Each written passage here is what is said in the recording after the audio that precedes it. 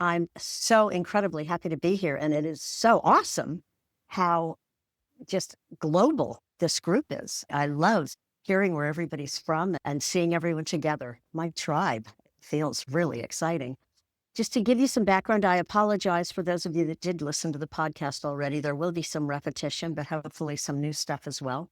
My accent gives me away that I was born and raised in California, although I have not lived in America for many years. We moved to New Zealand in 1992 and lived there for 32 years. And now I live in Portugal. And my husband and I moved here in 2023. But that's getting ahead of myself. Let me start more from the beginning anyway and talk a bit about my journey. I was raised in a very dysfunctional family, as many of us were that experience addiction. My mother was the identified alcoholic, but my father was also an alcoholic, but he looked good, drove a nice car. And my mother died of alcoholism. She died of the disease when I was 16. My father had already left when I was 12. And so she was raising my sister and I. My sister went away to college, to university, and it was just my mother and I. And so while I was about 13, and my mother usually used to pass out before my curfew, quote unquote. So I never had to come home. And I made it sound like that was really cool, that at 13, I was drinking to blackout and taking acid. As Janet said, I grew up in the San Francisco Bay Area in the 60s and 70s. So yeah, I was a flower child, which meant, to be honest, most of the people that I was in high school with, many of them are dead from addiction. So it looked fun in the magazines and newspapers and pictures, but in reality, it was a real mess in a lot of ways. Anyway, so I was 13. I was living alone with my mother, who was a practicing alcoholic and passing out at night. I was drinking and doing drugs every weekend and didn't have to go home, and made that sound like it was so much fun, and it wasn't. It was horrible. I was really unhappy that no one was paying attention to me growing up. Was in high school and drinking to blackout, waking up sometimes in the middle of a field. Everybody else had gone home. I had thrown up and I was laying there in my own vomit. It wasn't pretty. It wasn't pretty. And then when I was 16, my mother died of alcoholism. And my father moved back home and was living at home with me. My sister was at university. And my father and I definitely clashed a lot. He was a real rageaholic, but anyway, we managed to survive. And then I was very fortunate. I mentioned this in the podcast, that school came relatively easy for me because I didn't work very hard, but it came pretty easily. And so I was able to go to university at UC Berkeley. And that was another real, like a crazy place, and I managed to survive it. And I have some good memories, but I also, one of the things I really think about now, especially at my age, when my kids talk to me about it, I really took an easy way out. I set up my schedule so that I only had classes on Tuesdays and Thursdays, so I could have 4-day weekends and I could binge drink. Instead of taking some of the rich and enriching classes, I scheduled things just for having fun. And that makes me really sad now looking back. At the time, that's where my head was. When I finished university, I wanted to get out of where I lived. And so I did a bit of research and I decided I would go to Alaska. And the reason being is that there were 10 men to every woman. And I thought, that's my kind of place. So I drove up to Alaska and I was a bartender at the Red Dog Saloon and made just more money than I ever made at any other job, which is, how tragic is that? And this was in 1980, and that was during the oil pipeline in Alaska. So there was some stupid money going on. And so I was making money and doing a lot of cocaine. It was like there was so many drugs up there. And I shared this also in the podcast. At one point, the man who's my husband now, but was my boyfriend then, wrote to me the same week that I got a job offer. And I was bartending at night, but I was substitute teaching during the day. And I got a job offer to be a full-time teacher. And I also found out about a condominium townhouse that was for sale. And because there was so much money from the pipeline, you could get a mortgage interest-free in Alaska at that time. So I found out about this townhouse. I got a job offer, and I thought, oh, God, this is great. The same week, I got an aerogram. For those of you that are my age might remember aerograms. An aerogram from my boyfriend who was in Australia saying, come and meet me in Bali and let's go travel. And this all happened within 1 week. And I sat on a log and looked out at the strait running next to where I lived in Juneau and thought, shit, what do I do? What do I do? And although I was drinking and drugging and I wasn't at all in any way talking to God much, I just sat there and went, if there's anything out there, help me. I don't know what to do. And I heard almost like there was a person standing behind me say, if you stay here, you're going to die. And I literally chills up and down my body. And I thought, I've got to go. I've got to go. I knew it in my mind. I was living just such an insane life. And I quit my job and I met my husband, or rendezvoused with my husband in Bali. And we spent the next 4 years traveling. And I think in a lot of ways that really saved my life because I couldn't live the lifestyle that I'd been living. I couldn't do the drugs I was doing. I couldn't do the level of drinking I was doing. So it helped me to find some balance. I wasn't sober. I wasn't not drinking, but I didn't have the same lifestyle. I got a job teaching English in Japan, and I made up a rule that I thought was really fair, that if I was out with my students and they were pouring the drinks and I wasn't pouring it, that it didn't count. So I thought, okay, that's fine. And so when they poured sake and they poured a beer and I drank it, no one's counting because they're pouring it for me. They're my students. What can I do? So I was drinking a lot when I was teaching it in Japan, but it was also somewhat under control because I wasn't buying it. So it was only on those outings with students. We went back to the US, to Tucson, Arizona in 1987. And it was at the end of the year in 1987. And my drinking sped up again. And I went to a psychic, an astrologer psychic. And I had my chart done. And she did my chart, and I went in, and she was looking at it and saying, this is an interesting chart, this. And I went, oh, yeah. And then she went, but this corner right here, Patti, is there alcoholism in your family? And I went, yeah. My mother died of alcoholism when I was 16. And she said, okay, that kind of explains this little triad. But there's this here, Patti. Is there anybody else that drinks in your family? And I said, yeah, my dad's an alcoholic too, but he has it under control. She goes, okay, yeah, this sort of fits over in here.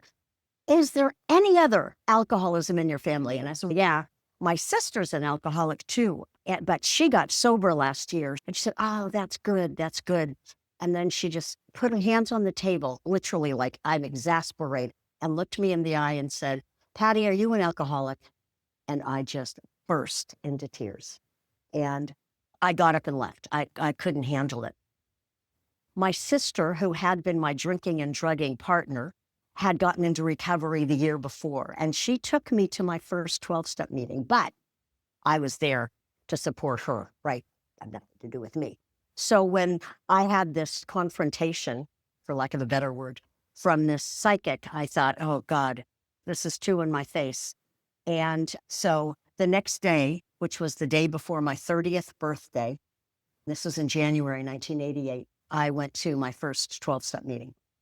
And I went to an AA meeting in 1988 in Tucson, Arizona, which was a hub of recovery at that time. It's the desert. It's where people go to dry out. And it was a wonderful group of women. I went to a women's meeting. They were mostly in their 30s, as I was. It was young. It was vibrant. There was such love and passion in the room. And I just fell in love with it. And I just loved it. Fast forward several years, and my husband and I moved to New Zealand. We didn't want to be in America at that point. At that point, we thought, oh my God, it's a mess. And that was just Bush the first. And we thought it was bad then.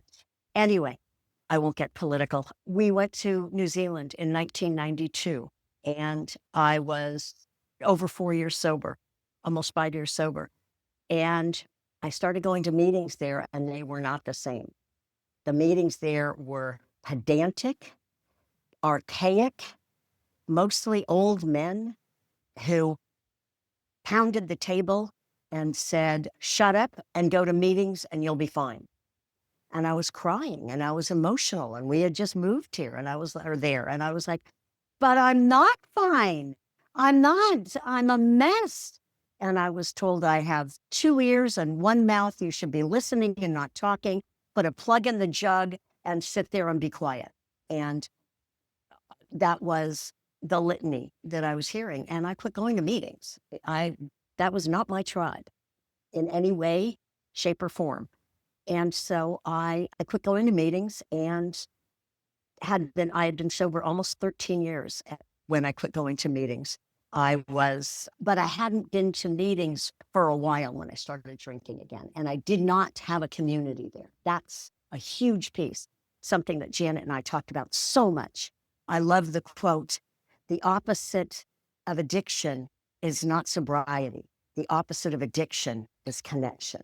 And when we find our tribe, when we find our community, we are lifted. And I did not have that. I was lonely, alone, and I'm not making excuses here. I promise I'm not. But the women that I was getting to know, my kids were young. When I got sober, before I got pregnant, I said, "I am not going to be my mother. I am not going to be my mother." So when I quit drinking, I said, "I am going to be different." And I had my kids. I had been sober for several years. I had my kids. I was sober. I was sober through breastfeeding, through getting them into school. And then they were in school. I didn't have a community. I didn't have other people that weren't drinking with me. And you have to understand, all of the cool mummies were going out after school and sitting on the decks, and they had great wine. You have to forgive me. They had great wine. So we were sitting out on these decks in the sun, and I kept having sparkling water. And then one day I said, "Fuck it. I've got this. I've been sober almost 13 years. I can do this, and I will continue doing my meditation, and I will be fine." And so I started drinking very consciously, and was very clear that I was the fuck it bucket indeed, that I was going to be fine. So I'd say, "I'm going after school. The kids are playing. I'll sit with the mummies. We'll sit outside. We'll have a nice glass of Chardonnay, and I will be just fine. And I will only have 1, maybe 2 drinks. That's all. And I'll be fine." And it's funny, Janet and I were talking about journaling. I journal about it. Today, I blah, blah, blah, and I only had 2 glasses of wine, and I won't have more than 2 glasses of wine. I will only have 2 glasses of wine. And it's like, holding on so tight. And so I continued that way and thought, "Okay, I'm fine. This is it. I'm good. I know how to do this." I had been in AA for all those years. For anybody that's touched on AA in here, I used to say the 3rd step prayer every morning. And if I said the 3rd step prayer every morning, I was good.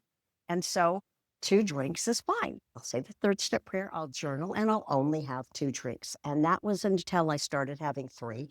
And then I started having 4. And the real kicker for me was when I caught myself putting the recycling out and burying the wine bottles so my husband didn't see them. And I see some people nodding their heads, "We're good at it." And my husband said, "I never realized you were drinking so much." I said, "I'm good. I'm so good. I have Tic Tacs and I hide my bottles and I'm good." And the lies and the stories, good God. Anyway, that went on for almost 13 years as well. And it did get progressively worse. I started out very controlled, and then I just got a little less controlled. And I can make jokes about it and make light of it, but it was horrible. And I did things like drive drunk with my kids in the car. And I'm so ashamed of that. Even as I say it now, my stomach just goes into knots. I'm so appalled that I did that. That was one of those things that I'll never do. And I haven't done yet, the yet story. And and eventually I did. And I'm grateful beyond measure that I never killed anybody, but I did a lot of really stupid stuff. And then I was running workshops in New Zealand for teenagers. I had a charitable trust that I started called Teen Esteem Workshops. I was a teacher. And so they weren't doing a lot of self-esteem or meditation or things with kids. So I started this workshop for kids, Teen Esteem Workshops. And then the parents asked, or the mothers, not the parents, the mothers said, I want to do some of the stuff that they're doing. It was a lot around creativity, meditation, journaling for the kids. And the mother said, I want to do that. And so I started running workshops for the mothers. And I started another charitable trust with a friend of mine, and it was called Fig Jam Workshops. And we started doing workshops around mostly creativity and meditation, et cetera. And I was running these workshops. And then when the workshops ended, a lot of the women said, what's next? What else can I do? And so they said, can you make a workbook? And so I started making a little workbook, and that eventually grew. And it eventually became my first book, which is called This Way Up, 7 Tools for Unleashing Your Creative Self and Transforming Your Life. I didn't name it. It sounds so pretentious. That was my editor. Anyway, so I wrote that book. And while I was writing it and getting to the finishing touches, I was still drinking. And so I would be drinking a glass of wine and writing about meditating and about connecting to your inner self. And I thought, oh, Patti, this is bullshit. Who are you kidding? And so I really was saying to myself, this is so fucking hypocritical. Even I couldn't stand myself. So I thought, I have to stop drinking. And so I stopped drinking. And that was in 2000 and, no, my first book was, sorry, 2016 was my first book. So I quit drinking in 2015. 14, because I was still writing. So, and then finished my book and thought, okay, and actually changed a lot of the pieces in This Way Up because I had to own up to so much. So in This Way Up, the protagonist in the beginning of the book gets in a car accident because she's drunk. And that's what brings her on the journey. And that was the rewriting of owning that shit and saying, okay, I got to move some stuff around here. But I quit drinking, but I had no community. So I wrote the book, I got it out there, I wasn't drinking, but I had no community. And then one day I was in a coffee shop with my son, and a guy walked in that I vaguely remembered from early days in sobriety, and a woman walked in with him. And I thought, oh, she is cool looking. She had this wild white hair and this flowy skirt, and I thought, oh, she's cool. So I walked over to him, and I hadn't seen him in 14, 15 years because I had been out drinking. And I said, hi, I don't know if you remember me. My name's Patti. And he said, oh, of course I do. You were Carla's sponsor. And I said, yeah, that's right. And he said, what have you been up to? And I said, oh, I was out drinking for a long time, but haven't been drinking for a while. And he said, oh, okay. And I said, but you know what? I don't want to talk to you so much, Stan. I want to talk to her. Lovely, tactful woman that I am. And she said, hi. And I said, I'm Patti. She said, I'm Rosie. And I said, Rosie, are you sober too? Are you clean and sober? And she said, I sure am. And I said, I desperately need a women's meeting of some kind. And she said, let's start one. And so we did. We started our own group. We ended up making it, I know, I agree. It was a yay moment for me too. And we started it under the banner of NA because it was looser. But basically, when we put it out there, we said, anyone with any addiction whatsoever is welcome. What we're looking at is emotional sobriety and supporting each other. No pedantic big book thumping in this room. And that's how we started it. And we kept it under the umbrella of NA just because there was no other real way to get the word out to people. And there's one of the things that made me crazy, and also Rosie, was that whole thing of you're in an AA meeting. And if you want to talk about smoking dope, you go into that meeting. And if you want to talk about your shopping, you go into that meeting. And if you want to talk about your food, go into that meeting. Addiction is addiction, that this pedantic, narrow-minded, it was crazy making. And so we just opened the door and said, anyone with any addiction that wants community, come. And they did. And they did. And it grew. It's still going. That was in whatever it was, 2016. And it kept growing. And it was only women at first, but so many men were on their knees begging us to let them in because they missed it too. We let men join us. Because in the town I lived in, I was living in a town in New Zealand with only 7,000 people. So it's not like there was a lot to choose from. So we felt sorry for people and said, okay, you can come in. And we made sure that it stayed loose, open, and welcoming. Welcoming, never told to shut up and not feel, which is crazy making. I was really interested in why women relapse, because I relapsed, and I was thinking, what is it that draw people to relapse? I read Holly Whitaker's Quit Like a Woman and loved that. And I definitely pushed against 12 steps so I could relate to that. But I also liked the spiritual aspect, and I felt that community, and I liked that. So on these Zoom meetings, I was interviewing women if they would be willing to stay after and talk to me about why women relapse. And I was taking furious notes. I was really interested. And then I got a tap on the shoulder saying, you've got to write this down. And it was like my higher self saying, I don't want to. But I just said, okay, I will. And that was how Recovery Road Trip was born. And I started writing this book. I started making notes about it when I was just starting to do some research about relapse, but I really got into it during COVID. So in about 2020. And I liked the whole aspect of it being an allegorical narrative. So it's following a protagonist who is not me. However, there's a lot of my story in her story. And then the second half of the book, the first half is the protagonist's journey across America, search for self. That the byline below is finding purpose and connection on the journey home. And the first half of the book is about Meg, the protagonist, driving cross country in America and meeting people and gaining insights. And the second half follows her journey of what she's learned for each person, for the person. So it's a journaling book. It's not, the book itself is not a journaling notebook, but there are prompts throughout for 12 weeks, day by day for 12 weeks about journaling for your own story. And that's how that came to be. And I will turn it over to Janet now because I notice I've gone on and on for 30 minutes and I'll stop now.